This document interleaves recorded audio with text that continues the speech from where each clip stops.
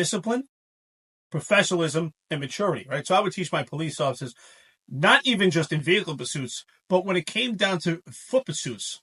And one in particular, I can tell you, one time, a few of my police officers, they were outstanding.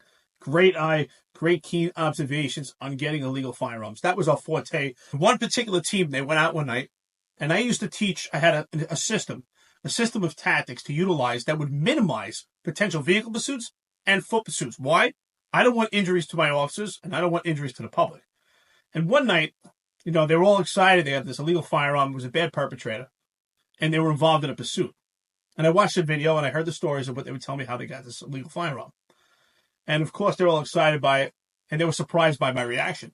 So I went to the office where my cops were, and I said, listen, I'm glad you got the gun. Great job, you got the perpetrator. But I don't like the way you handled it, and I don't want to see that again. Because what happened was there was some laziness of utilizing the tactic that we applied, because it took energy, it took effort, right? I would have the cops get out of the car a block, sometimes 2 blocks, before they actually stopped the potential perpetrator, and then square off with the car.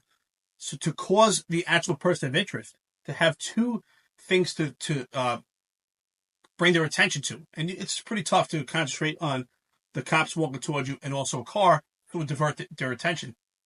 And there was some laziness that night. So it led to a foot pursuit. They ended up, they were young guys, strapping, in great shape. These guys were track stars. They got the perpetrator. They got the illegal firearm. I said, I'm not excited by this.